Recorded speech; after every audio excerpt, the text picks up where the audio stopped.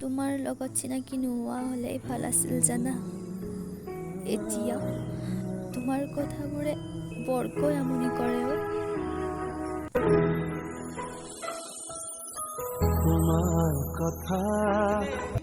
কোনোবা এঠাইত জীয়াই থকাৰ প্ৰেৰণা হৈ আছিলা তুমি, কেৱল মোৰ হাঁহি ধেমালিবোৰ হৈও। কিন্তু সময়ে সকলো কাঢ়ি লৈ গ'ল, হেৰাই গ'ল মোৰ হাঁহি।